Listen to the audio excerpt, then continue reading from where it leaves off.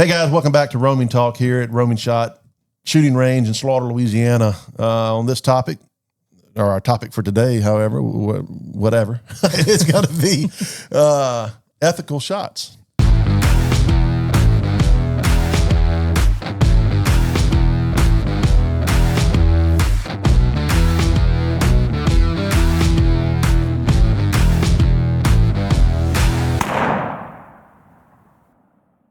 Yeah, ethical shot placement while hunting. So that's a wide array of topics. You go on I Hunt Colorado, and it's probably the most talked about one on there. You know, old grandpa or this backcountry woodsman is going to crush anybody that shoots anything over about 8 yards on on that page, and multiple other pages like that. So.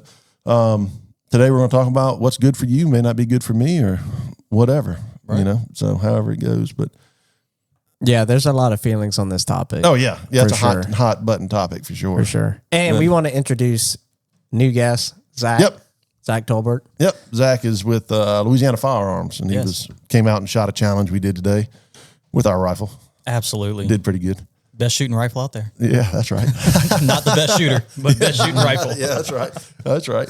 But he did great. He was not paid to say that. No, he wasn't. He wasn't. But he got out there today and really just showed up and said, "Which gun am I shooting?" Yeah, pretty much. And got out there. Winds were 35 gust? Yeah. 25 to 35. Yeah, to 35. Yep. So anyway, tough go round. Did great. Yeah. So anyway, what would you call today? What would have been an ethical distance for you?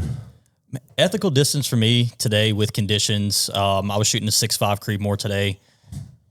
Realistically, I probably wouldn't have taken a shot over 300 yards. Yeah. You know, the big thing about ethical shot placement, you want to make sure that animal's not suffering more than it has to.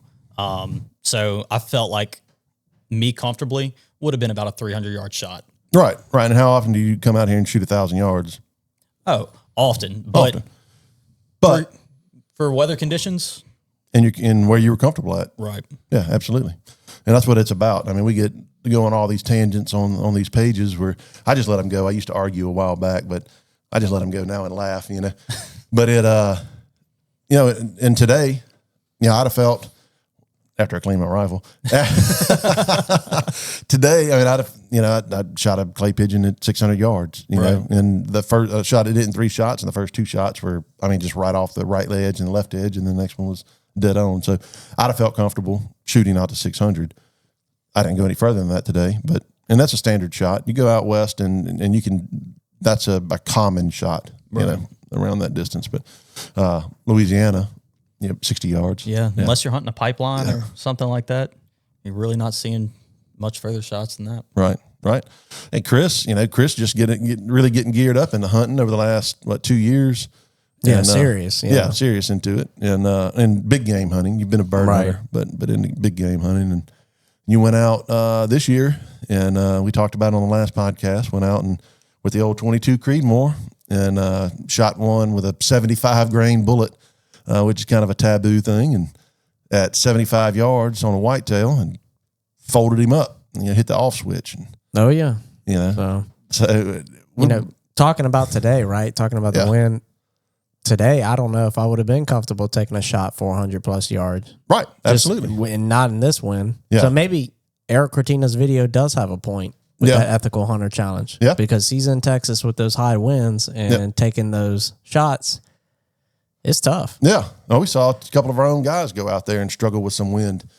Some range members and guys that shoot our challenges went out and showed up. One of them got it, and one of them dialed or held wrong. Held opposite on it, held with his wind, not into it. But yes, I mean, you're right. But we get guys that come in and right off the bat, we're shooting 100 yards, and then they're not shooting a 5-inch group at 100. And not bad talking to anybody, but that's just where their level was, you know.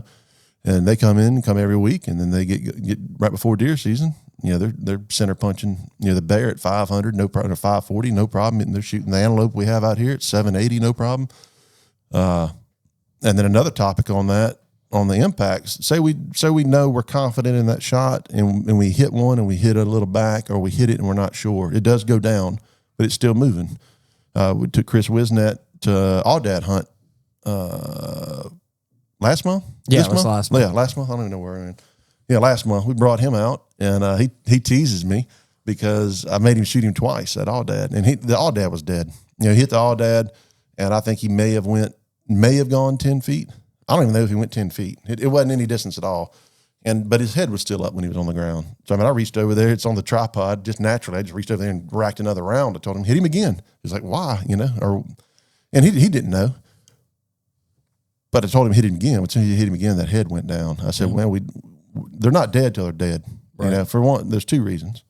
As a guide and an outfitter and a hunter as well, when I hit them, one of our hunters hit one, we want to make sure that sucker's dead, because if they get up and run off and now they own that animal, and we could have prevented that by telling them, hey, put one more in him, Right. So, and he hit him perfect. He hit him just right behind the shoulder, 330 yards off of shooting sticks.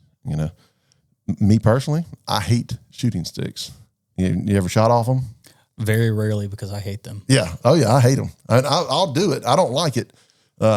No, they're not comfortable. No, you don't ever. You can't get stable. No, in you those. never feel 100% stable. Even with the bogs, that'll pretty much hold, and that's what we use. We use the Death Grip bog pod, the carbon fiber is what we bring on all our hunts. Even though they're bulky, they get the job done. But man, you're never 100%. And we shoot off the PRS rack out here. We shoot 500, 900 all the time, but that's not an animal, Right. But Like earlier this hunting season, I had to shoot a deer 4 times. Yeah. With a 168 grain 308. First shot was at 200. About 15 seconds later, he reappears at 350. Yeah. And then as I was walking up to where I know my shot was 5 minutes later, I see him walk out the woods 50 yards in front of me, and I shot him 2 more times. Now, it was peak rut, so but all of them right behind the shoulder, double lunged, all 4 shots, but still sucking it up. It's good to get the extra rounds in if you can. Yeah. Yeah, my wife had shot her, and I'll let her tell the story better in full whenever she comes on. But one of her first kills was one of her first big game kills. She shot a monster mule deer that morning, and then we got on a bull that afternoon, and she shot him at like 550 with a 30-06. And our guide kept calling it. Hey, look, he's not dead till he's dead. He kept picking that head up. Said, put another one in him. Boom, hit him again. Right. Hit him again. So. It takes a special person to be a guide.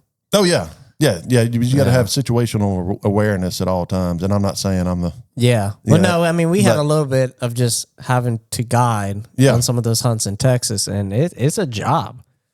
It is. It is. I mean, you got, for one, like I just said a minute ago, you're spending their money. Even though it's their money, every decision you make has to be the right call, or you don't have a happy customer, or you have one that gets one dinged and gets away. And we had that this season too. We had a hunter ding an oryx, and and the shot was good.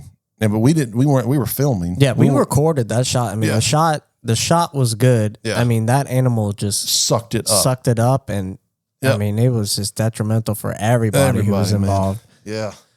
Yeah. So he smoked this oryx at about 100 yards. I mean, shot him right behind the shoulder, and I mean oryx went down, got up, went 100 yards behind the tree, and the hunter couldn't get another shot on him. And then I would never not go without a gun again. But he went down behind the tree, and then he got up and walked it off. And I was like, you got to be kidding me. And anyway, he walked off, and I was like, well, he's going to be down there in the bottom dead, because he went downhill. I was like, he'll be dead down there in the bottom.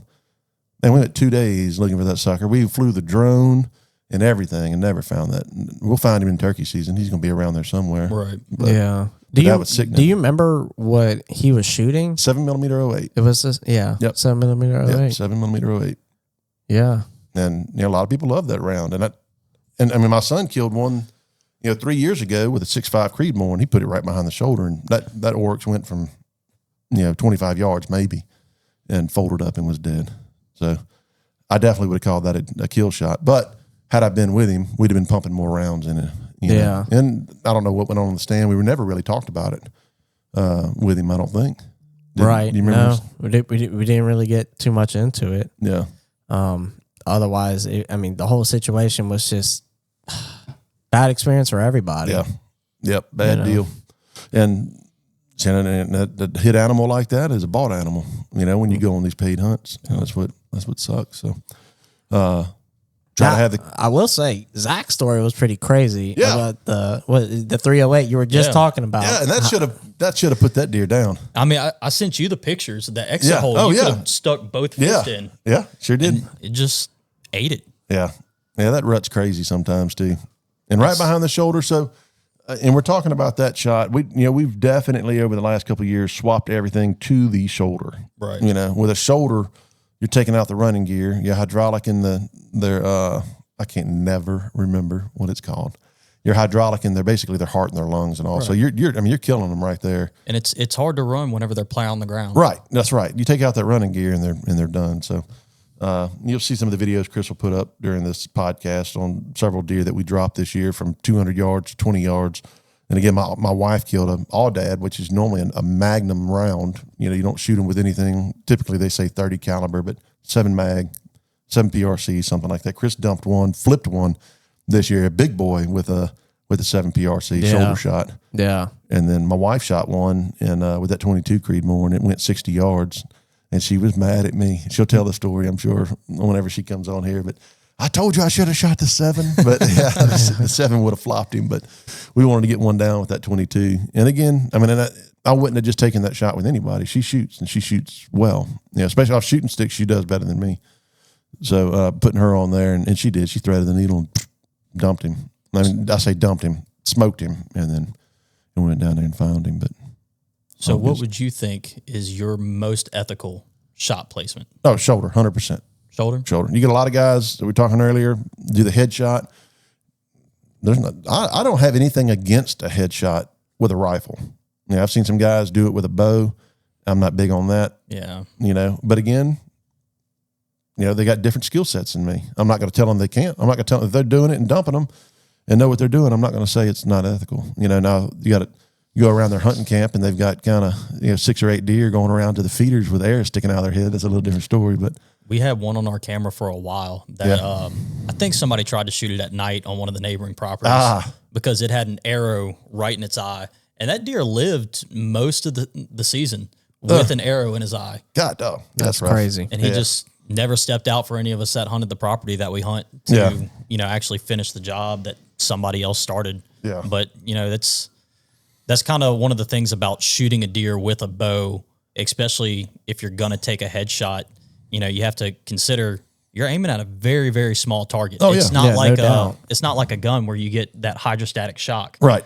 Broadheads are meant to cut up all the vascularity inside the animal. Area of cut, not cavitation, right? Or, like you said, hydrostatic shock. Yeah, I agree that the rifle headshot's a different beast than the arrow. I personally wouldn't do it, but I'm not going to say you're a bad hunter or a bad person if you do it. Right. Which is what we see a lot of on social media, a bunch of yahoos just calling each other out. It's all within your skill set. That's right. Now, if you come back and he's got 6 or 8 arrows stuck in his neck and head, that's a different story. Right. But, yeah.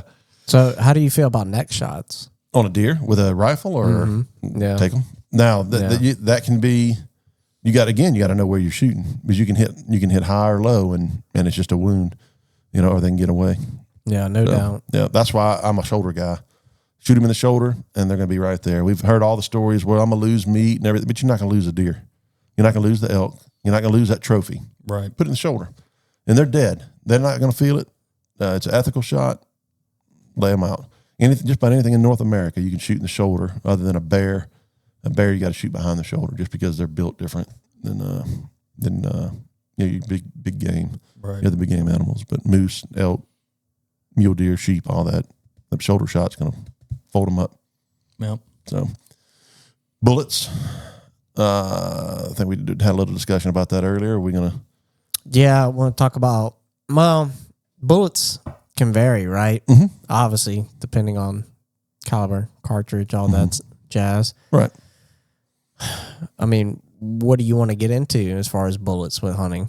We get asked, do we shoot them with green tips before, or full metal jackets and all? And shot hogs with them. Yeah, are they an animal? Yeah. Yeah. But depending where you live, is what it's considered an animal as far as a pig. Yeah. Bunch of plows. But, I mean, I'm not going to shoot one I mean, I want to kill them. No matter what I'm shooting, I want to kill them. Right. You know, and, but I'm going to shoot. There's so many good rounds out now. You know, everybody knows that comes here. I'm a Hornady guy. Everything we've killed over the last, 8 years, other than the rounds I've shot out of my 338, have been Hornady.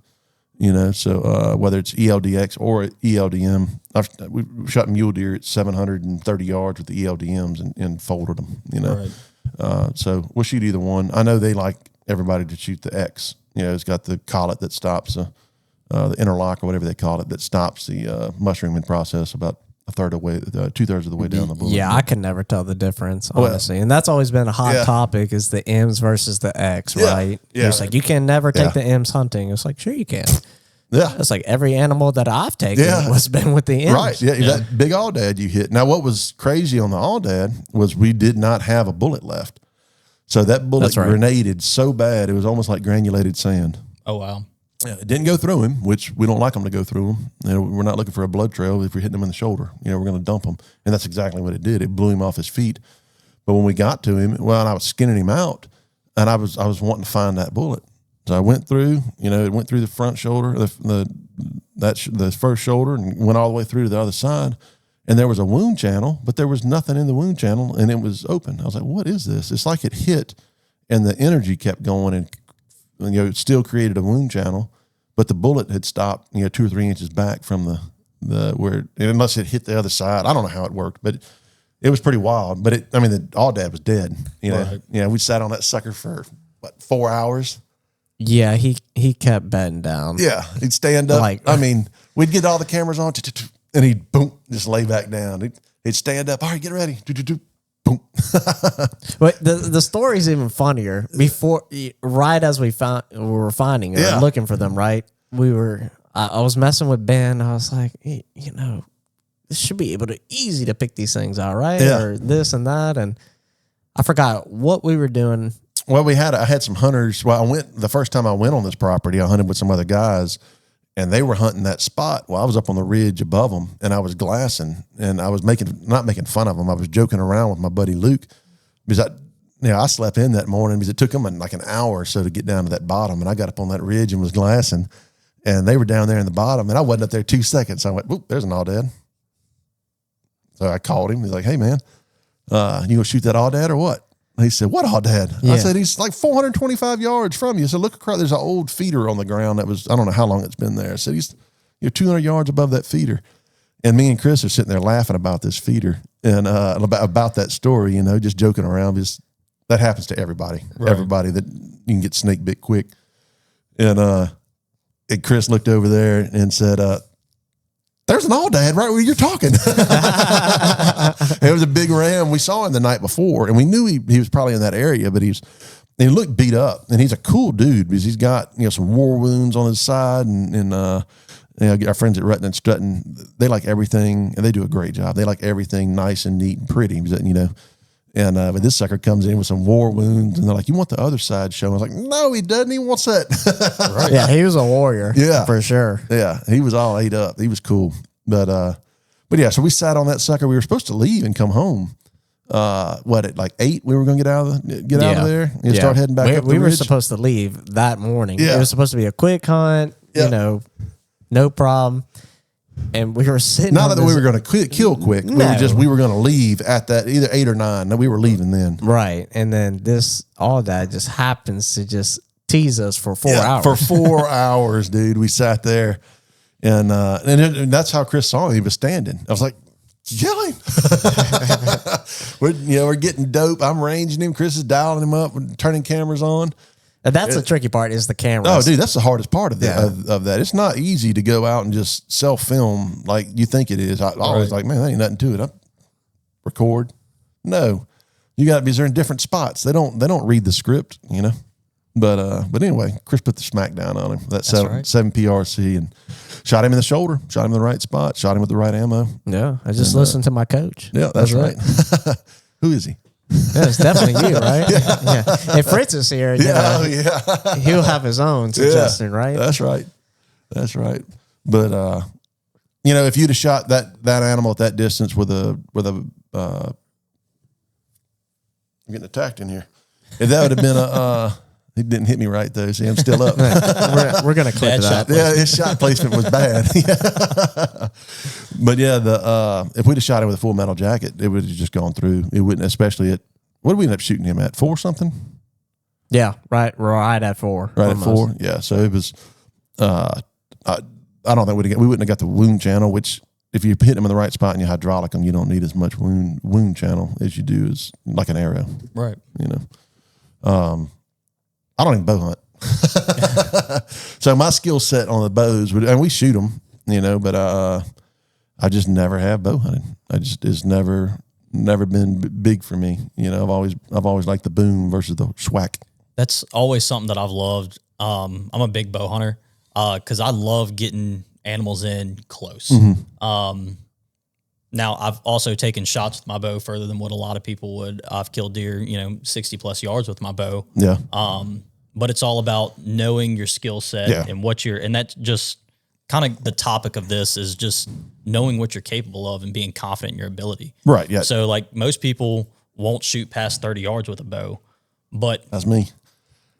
I'm perfectly fine with taking a 60-yard shot, knowing, animal stationary, I'm dialed in where I need to be. Yeah. And once I anchor in, just like with a rifle, once you anchor in and you know that you're set, you have a pretty good idea before you squeeze it off that animal's going to go down. Yeah. See, I'm out. Yeah, I don't know much about bow hunting. I have one, but I don't know. So what would you say the average for the average person would be?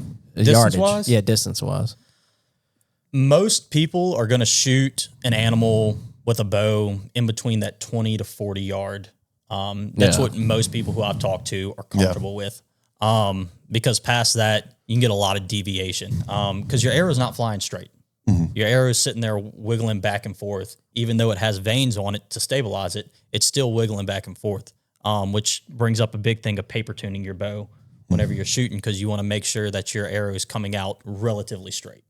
But anything, unlike a bullet, you can't shoot through any kind of small brush. Mm-hmm. If it's getting low light, you have to know where those little tiny twigs are because that can make a big deviation of where your arrow hits.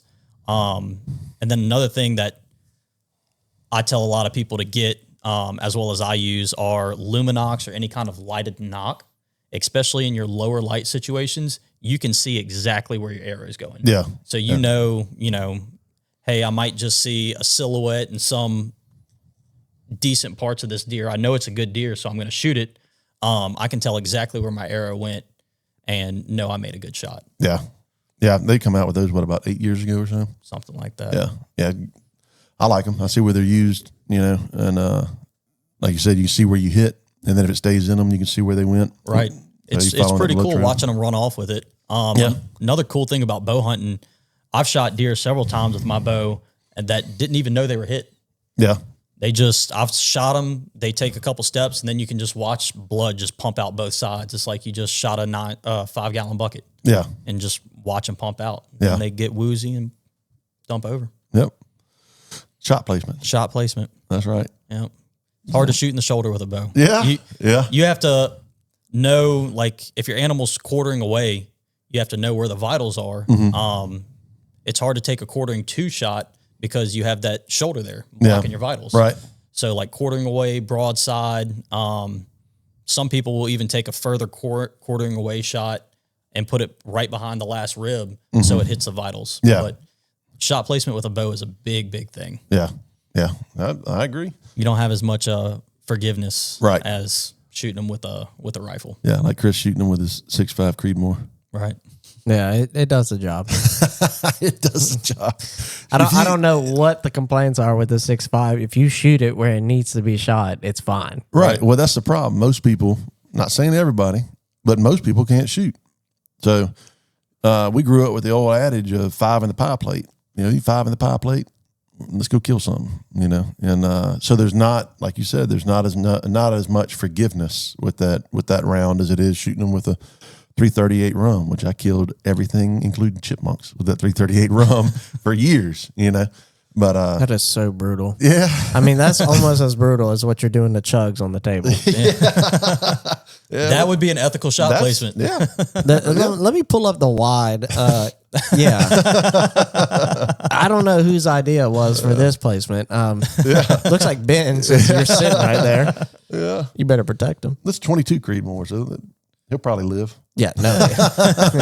Yeah. Tell that story about the fox in the 22 Creedmoor. Oh man. So we were in Sonora this year. And I don't think we'd killed a deer with it yet. I think we still had hunters in camp. Yeah. Oh yeah, our last hunters had just tagged. That's right. That's right. So we were coming out, and man, there's foxes and all kind of, you know, Texas is so target rich.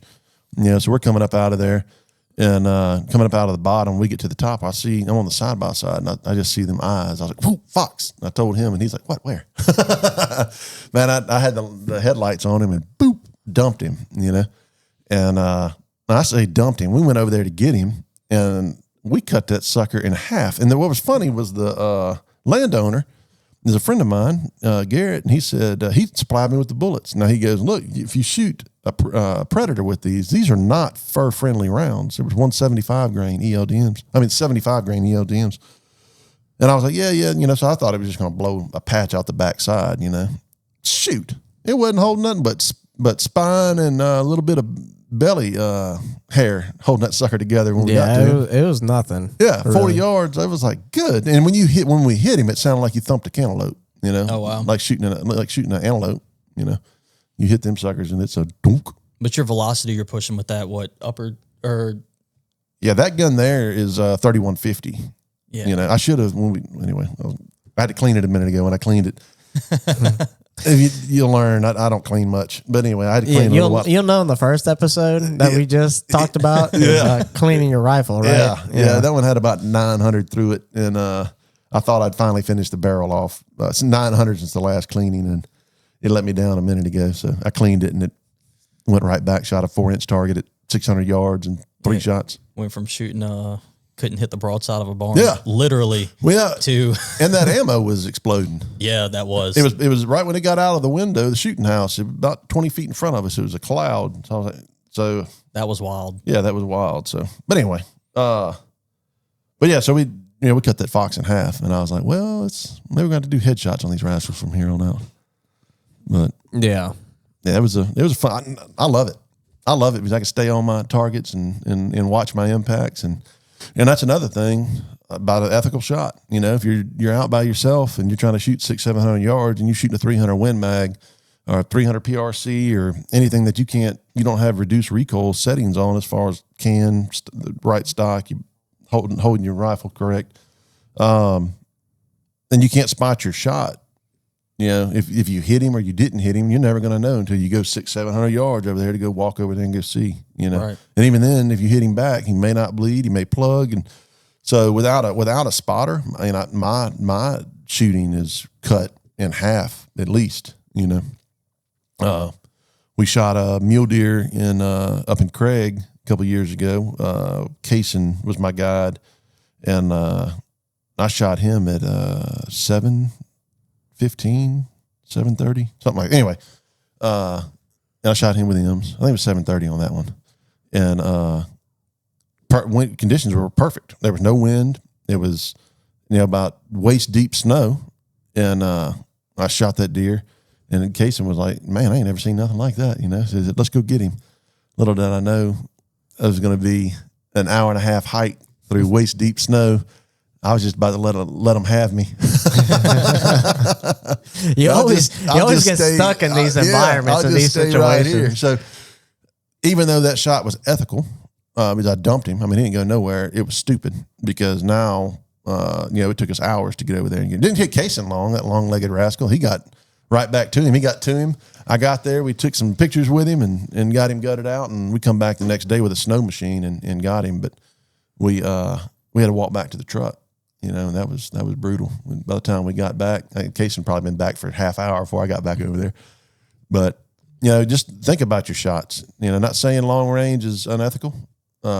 but sometimes it's not the best thing to do just because you can shoot them. But it also is a good tool in the repertoire because you may be there and you're on a hunt of a lifetime, and maybe that is what you're going to have to do is just get them spoonful at a time out of there, and so be it. But just think about it before you pull the trigger. Right. Yeah, I mean, that goes back to saying, know your gun, right? Yeah. If you're going to borrow somebody's, weapon, you may not be as comfortable unless you're really putting some range time behind that gun. Yeah. So, I mean, I'm really comfortable with my 6.5 Creedmoor. I can tell you, how to run that optic, how to run everything on there. Mm-hmm. If I have a jam, how to fix it on the fly. A lot of times when you're playing with somebody else's hunting rifle, that's difficult. Oh, absolutely. I'm really comfortable with Ben's 6.5 after today. Yeah, you did great, bud. Yeah. You did great. Those things are laser beams. Oh, it's crazy. Yeah. But like you said, the first challenge I shot, I was shooting a 338. Yeah. And the close-in targets were kicking my butt just because I could not see my splash. It was rolling you back in your chair. Yeah. Yeah. Almost had to stand to shoot after that. But yeah, it was the wrong tool for the job. So it's a 338. I'm not knocking on 338s. I'm not knocking on any of them, man. They all have their right place at the right time. Yeah, that's right. Absolutely. What rounds were you shooting that day too? Were they shooting, they weren't shooting super, super tight, were they? No, it was, I think PPU. Yeah. I think that's what I was shooting that day. Yeah. I'm not picking on PPU. I'm just saying. I was trying to remember what it was. Definitely not ELDMs. Yeah, or ELDXs. Yeah. Guys, that's our input and our thoughts, right, wrong, or indifferent. That's where we're at on these topics. If you have some feedback for us, love to hear it. Again, whether it's to us or from us, I'm sure I'll get something out of that I Hunt Colorado page. They just love you on that page. Dude. Yeah, well, they kicked us off. I Hunt the Antelope Hunter and all kind of stuff. We shot some stuff at some stupid long ranges, and they just got mad about it, and people would go back and forth. We used to get some land voucher tags, and so we could go hunt. And I antagonized a little bit on this. You causing controversy? Yeah. No way. So, yeah, he knows what he's doing. Don't let him act innocent, Black. He knows what he's doing. So we used our season with the land vouchers. It was a ranching for wildlife tags. So with those tags, those guys kind of get to set their own seasons. So the season would start for us, and we could shoot them with any weapon. They would start with on the opening day of bow season. So one of the posts I put on there, this is the one that ultimately led to us getting kicked off that page. And it wasn't even us. It was the people just attacking us, and we would fight back, just having fun. We'd laugh. But I put on there, I had my rifle in front of that antelope, and I said, started bow season off with a bang. And buddy, that got them rascals so upset. It was hilarious, and just trolling, just having fun. And we got kicked off that page. I don't know how many pages we've been kicked off of. Peter's attacked us so many times, and we're nobody. You know what I mean? We're nobody in the industry.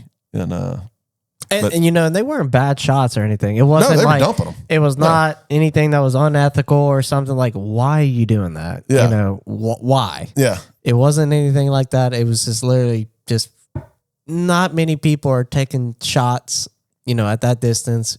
But, Ben, you're comfortable with your system. There was no wind rifle. that day or nothing. It was right off the bat.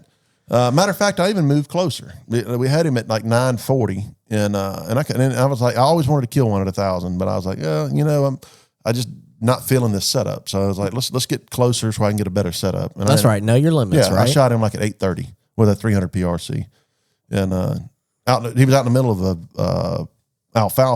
old alfalfa field. It wasn't even really producing any alfalfa anymore, but he was out in the middle of that field, and guide was like, "What do you think? What do you think about it?" I said, "I think we're gonna kill him." And so we got it done and took that picture, and that was hilarious. Boy, they were mad. And bow hunter, how do you get to do that? Well, I'm turning you into the game warden and all this. Well, I was like, do whatever you want to do, bud. We saw the game warden while we're out there hunting. He was like, the new guy was just checking on to seeing how things were going, But anyway, all laws are different, regulations are different. So before you run your mouth, just know what you're talking about. Right. So that's the biggest thing for the keyboard warriors. No, dude. Oh, it's so funny. It's just so funny. We just set it up to start a fight, and we shouldn't do it, but man, It's fun. It's fun. And it's fun to watch them just get after it. But anyway, we don't really redo it anymore. We haven't replied in much stuff in years. But back then it was just fun. Anyway. It's sophisticated business now. Yeah. Trying to be on the straight and narrow. But anyway. Well, guys, thank you for watching. Again, have any questions, reach out. If you're being stupid, we're probably not going to acknowledge you. Or we might have fun. Who knows? So thanks for watching, guys. Stay tuned for the next one.